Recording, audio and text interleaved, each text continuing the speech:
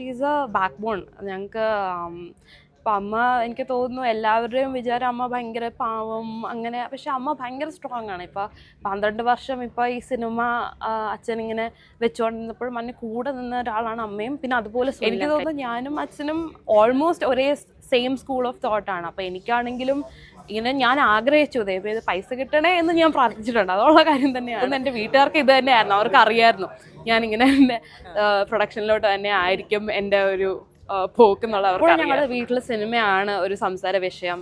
ഇപ്പം അച്ഛനാണെങ്കിലും നിങ്ങൾക്ക് എല്ലാവർക്കും അറിയാം, ഇപ്പോൾ പ്രൊഡ്യൂസേഴ്സ് അസോസിയേഷൻ ആണെങ്കിലും അല്ലെങ്കിൽ ഫിലിം ചേംബർ ആണെങ്കിലും is a very key member. അപ്പം ഞങ്ങൾ എപ്പോഴും സിനിമ എന്താ പറയുക അത് ആസ്വദിക്കുന്നതിനുപരി അതിലെ ഇഷ്യൂസ് എന്താണ് പ്രശ്നങ്ങൾ, നമുക്ക് എന്ത് ചെയ്യാൻ പറ്റും, അങ്ങനെ നമ്മൾ ഒത്തിരി എന്താ പറയുക പ്രൊഡക്റ്റീവായിട്ടുള്ള ഡിസ്കഷൻസ് ആണ് വീട്ടിൽ നടക്കുന്നത്. കൂടിയുള്ളത് നമുക്ക് അവധിക്ക് അറിയാവുന്നത് ആദ്യമൊക്കെ നടി ചിപ്പിയുടെയും അതുപോലെ തന്നെ ഡയറക്ടർ രഞ്ജിത്തിൻ്റെയും മകളായിട്ടാണ്. ഇപ്പോൾ പ്രൊഡക്ഷനിലേക്കും കടന്നിരിക്കുകയാണ്. ഇപ്പോൾ ഗോവ ഇന്റർനാഷണൽ ഫിലിം ഫെസ്റ്റിവൽ വെച്ചാണ് നമ്മൾ കാണുന്നത്. എങ്ങനെയുണ്ട് തുടരും മൂവിയുടെ ഒരു എക്സ്പീരിയൻസ് ഇവിടെ എത്തിയപ്പോൾ ആളുകളോട് ഇന്ററാക്ട് ചെയ്ത് കഴിഞ്ഞപ്പോൾ? എനിക്ക് തോന്നുന്നു ഇവിടെ ആദ്യം തന്നെ ഇവിടെ വന്നതിൽ ഭയങ്കര സന്തോഷമുണ്ട്. കാരണം മലയാളത്തിൽ നിന്ന് ആകെ 3 സിനിമകളാണ് എടുത്തിരിക്കുന്നത്. ഒന്ന് തുടരുമാണ്, പിന്നെ സർക്കിട്ട്, പിന്നെ ARM. അപ്പോൾ ആക്ച്വലി ഞങ്ങൾ മെയിൻ സ്ട്രീം സിനിമയിലും കൂടെയാണ് ഉള്ളത് as A feature film. So ഭയങ്കര സന്തോഷമുണ്ട്. അതുകൂടാതെ ഇന്നലെ ആയിരുന്നു ഞങ്ങളുടെ സ്ക്രീനിങ്. അപ്പോൾ അത് കഴിഞ്ഞപ്പോൾ തന്നെ ഓൾമോസ്റ്റ് ഒരു 11 മണിയോളം ആയി. എന്നിട്ട് പോലും മലയാളികൾ അല്ലാത്തവർ ഞങ്ങളോട് വന്ന് സംസാരിക്കുക.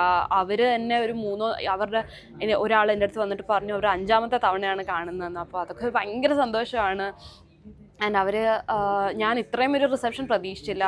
പുറത്തുനിന്ന് പടം ഇറങ്ങിയ സമയത്ത് ഭയങ്കരമായിട്ട് റിസീവ് ചെയ്തെങ്കിലും ഇവിടെ വന്നപ്പോൾ ഞാൻ അങ്ങനെ അത്രയും എക്സ്പെക്ട് ചെയ്തിട്ടല്ല വന്നത്. ബിക്കോസ് ഞങ്ങളുടെ സ്ക്രീനിങ്ങിൻ്റെ ടൈമിങ്ങും ഒത്തിരി ലേറ്റ് ആയിരുന്നു. സോ അതുകൊണ്ട് ഞാൻ അങ്ങനെ വിചാരിച്ചില്ല. പക്ഷേ ഇന്നലെ ഐ തിങ്ക് എന്താ പറയുക നമ്മളെപ്പോഴും ഓർക്കുന്ന ഒരു മെമ്മറി ആയിട്ടത് മാറി. ആൻഡ് തുടരുംൻ്റെ എക്സ്പീരിയൻസ് എന്ന് പറഞ്ഞാൽ ഈ സിനിമ കാരണമാണ് ഞങ്ങൾ ഇത്രയും ട്രാവൽ ചെയ്തുകൊണ്ടിരിക്കുന്നത്.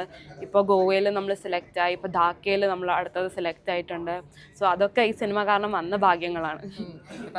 അച്ഛൻ ഓൾറെഡി പറഞ്ഞിട്ടുണ്ട് വലിയൊരു മോഹൻലാൽ അതെ അതെ എനിക്ക് തോന്നുന്നു എനിക്ക് ആക്ച്വലി മോഹൻലാൽ ഫാൻ എന്നതിൽ ഉപരി എനിക്ക് തോന്നുന്നു ഞാൻ ചെറുതിലെ തൊട്ട് കാണുന്ന ഒരാളും കൂടെയാണ്. ഇപ്പം അച്ഛൻ്റെ കൂടെ ആണെങ്കിലും അമ്മയുടെ കൂടെ ആണെങ്കിലും അവർ ലാൽ സാറായിട്ട് വർക്ക് ചെയ്യാനായിട്ടുള്ള ചാൻസ് കിട്ടിയിട്ടുണ്ട്. പിന്നെ പല സ്ഥലങ്ങളും വെച്ച് പരിചയമുണ്ട്, ഭയങ്കര ക്ലോസ് ആണ്. അപ്പോൾ അതെല്ലാം എന്താ പറയുക ഒരു ഇരട്ടി സന്തോഷമാണ്. ഈ സിനിമ അത് എന്താ പറയുക ഒരു എല്ലാവരും പറയുന്നു മോഹൻലാൽ കംബാക്ക് എന്നൊക്കെ പറയുന്നു. അപ്പോൾ ഭയങ്കര സന്തോഷമുണ്ട്. എല്ലാവരും പ്രതീക്ഷിക്കുക അവന്തിക ഒരു പക്ഷേ ഒരു ആക്ട്രസ് ആയിട്ട് ഒരു നടിയായിട്ട് പോകുമായിരിക്കും, അല്ലെങ്കിൽ ഒരു ഡയറക്ഷനിലേക്ക് കടക്കുമായിരിക്കും. പക്ഷെ എല്ലാവരും ഞെട്ടിച്ചുകൊണ്ട് നേരെ പ്രൊഡ്യൂസറായിട്ടാണ് വരുന്നത്. എന്താണ് അങ്ങനെ ഒരു? എനിക്ക് ചെറുതിലേ തൊട്ടേ പ്രൊഡക്ഷൻ തന്നെ ആയിരുന്നു താല്പര്യം. ഞാൻ ചെറുതിലേ തൊട്ടേ അച്ഛൻ്റെ കൂടെ എല്ലായിടത്തും സ്റ്റുഡിയോ ആണെങ്കിലും സെറ്റ് ആണെങ്കിലും അങ്ങനെ എപ്പോഴും അച്ഛൻ്റെ കൂടെ ആയിരുന്നു ഞാനിങ്ങനെ ട്രാവൽ ചെയ്തുകൊണ്ടിരുന്നത്. അമ്മ ഷൂട്ടിന് പോവുകയാണെങ്കിലും ഞാൻ മോസ്റ്റ്ലി അച്ഛൻ്റെ കൂടെ സ്റ്റുഡിയോസിലൊക്കെ തന്നെ ആയിരിക്കും. ചിലപ്പോൾ അതുകൊണ്ടാവാം. പിന്നെ എപ്പോഴും ഞങ്ങളുടെ വീട്ടിൽ സിനിമയാണ് ഒരു സംസാര വിഷയം.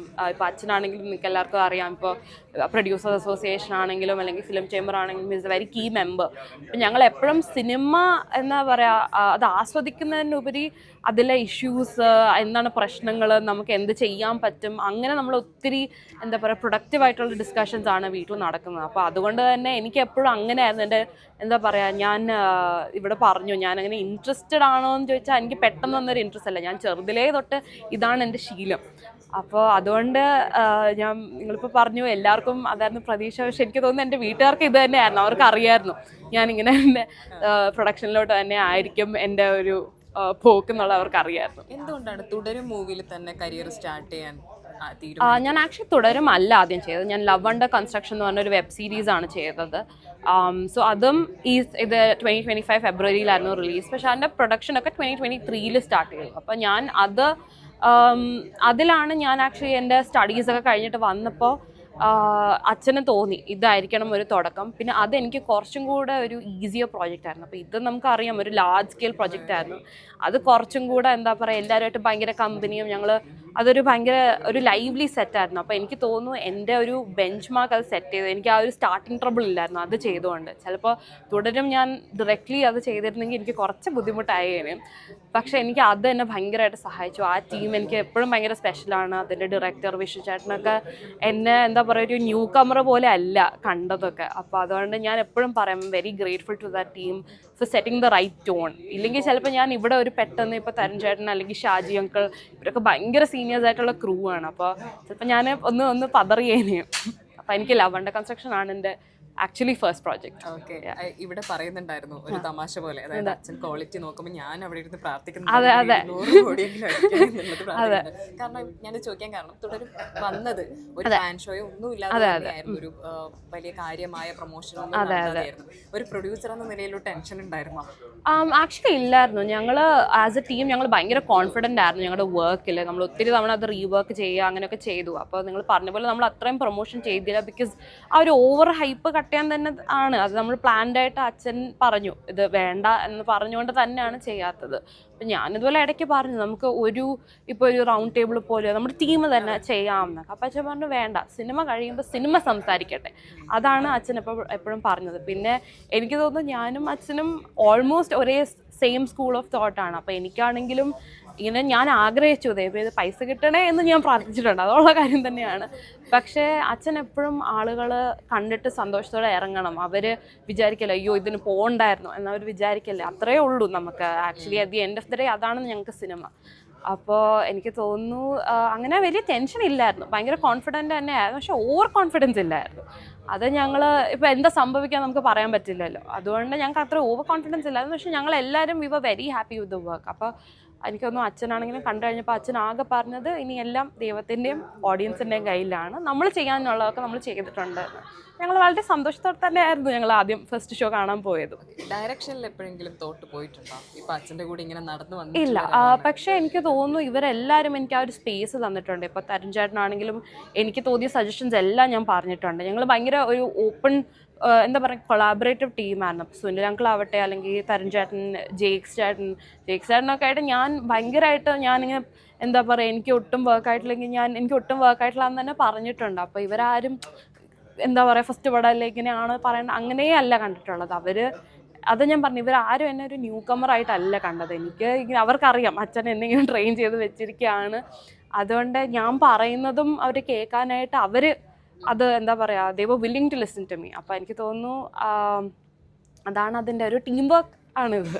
ഇപ്പം എല്ലാവരും ചോദിച്ചു കഴിഞ്ഞൊരു ചോദ്യമായിരിക്കും എനിക്ക് കൂടിയും ഈ പ്രൊഡ്യൂസർ ഈ പ്രൊഡക്ഷൻ സൈഡിലേക്ക് ഇറങ്ങുമ്പോൾ അച്ഛൻ എന്തെങ്കിലും ഉപദേശം തന്നിട്ടുണ്ടോ? ഇപ്പം അദ്ദേഹം ഒരുപാട് കാര്യങ്ങൾ ചെയ്യുന്ന ഒരാളാണ്. എങ്ങനെയായിരിക്കണം തന്റെ സിനിമ എന്ന് ഒരുപാട് ധാരണകളുള്ള.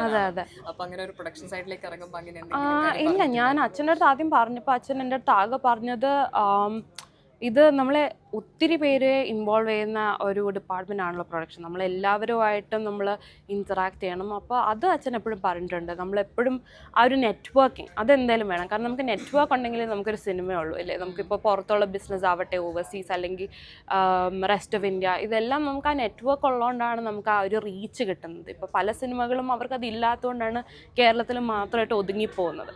അപ്പോൾ അത് അച്ഛൻ എൻ്റെ അടുത്ത് പറഞ്ഞിട്ടുള്ളത്. Networking is A very important thing എന്ന് അച്ഛൻ പറഞ്ഞിട്ടുണ്ട്. ബാക്കി അങ്ങനെ ഉപദേശിച്ചിട്ടില്ല. അമ്മ അത് തന്നെയാണ്. അമ്മ വെരി സപ്പോർട്ടീവ്. ഞങ്ങൾ ഇപ്പോൾ എന്താ പറയുക എൻ്റെ അച്ഛൻ്റെ ഭയങ്കര ഒരു ബാക്ക് ബോൺ ആണ്. ഫ്രണ്ട്സിനെ പോലെയാണ് ഞങ്ങൾ പോകുന്ന കണ്ടപ്പോൾ ശരിക്കും. അതെ, ഞങ്ങൾ ഭയങ്കര എന്താ പറയുക ഷീസ് എ ബാക്ക് ബോൺ ഞങ്ങൾക്ക്.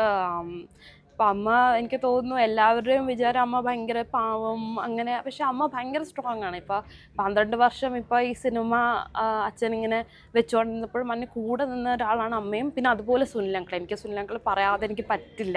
ഞങ്ങൾ ഭയങ്കര ഗ്രേറ്റ്ഫുൾ ആണ്. അങ്ങനെ ഒരു മനുഷ്യൻ എന്താ പറയുക 12 വർഷം കാത്തിരിക്കാൻ തയ്യാറല്ലെങ്കിൽ ഞങ്ങൾക്ക് ഒരിക്കലും തുടരാൻ ചെയ്യാൻ പറ്റില്ല.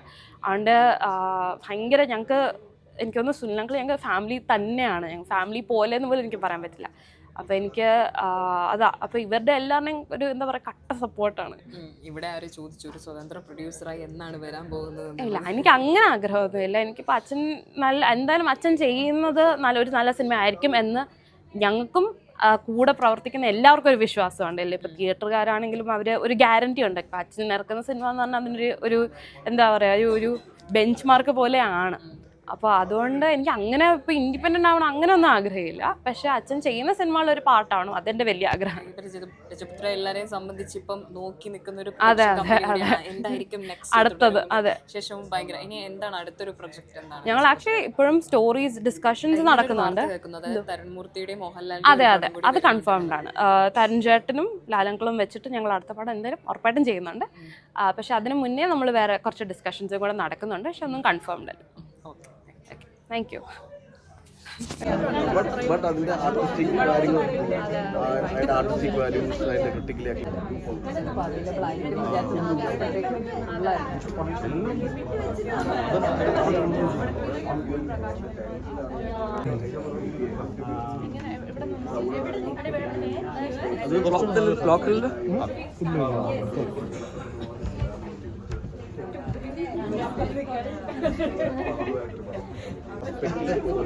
സോഷ്യൽ അല്ലെങ്കിൽ ഒരു മെറ്റഫറിക്കൽ റെഫറൻസ് എന്ന് പറയുക എന്നുള്ളത് മേ ബി ഒരു ഫിലിം മേക്കറെ സംബന്ധിച്ചിടത്തോളം അയാൾക്ക് കിട്ടുന്നൊരു മേ ബി ഓസ്ട്രേലിയ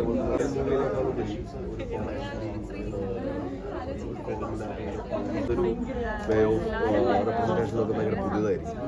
അത് ഞാൻ ഭയങ്കര കാരണം ഏറ്റവും മുമ്പ് ഞാൻ സൗദി വെള്ളക്കാൻ പറഞ്ഞ സിനിമ ചെയ്തിട്ടുണ്ട്. ഇപ്പോൾ ആർട്ടിസ്റ്റിക് മൂവിയാണ്, കൊമേഴ്ഷ്യലി വർക്കൗട്ട് ആയെങ്കിൽ അതിനെക്കുറിച്ചും കൂടി ആർട്ടിസ്റ്റിക് ചെയ്യപ്പെടുമ്പോൾ അതൊരു ഇൻട്രസ്റ്റിംഗ് കോമ്പിനേഷനാണ്. അതാണ് ഗ്ലോബൽ ഫിലിമിനോട് പറയാനുള്ളത്.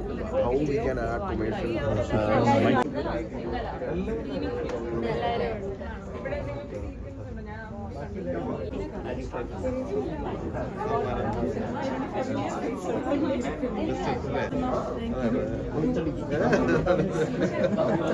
ചോദിക്കാറില്ല അല്ലേ?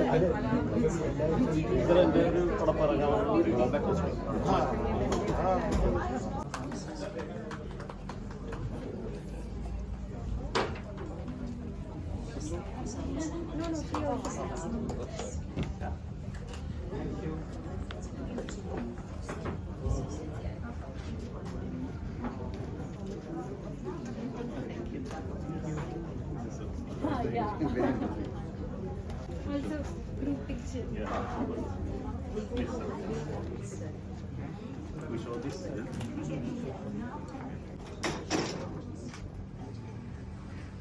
Pala Khali. Thank you.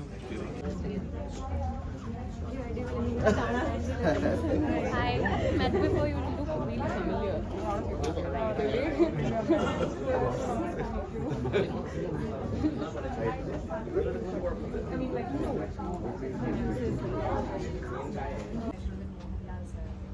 One more. Okay.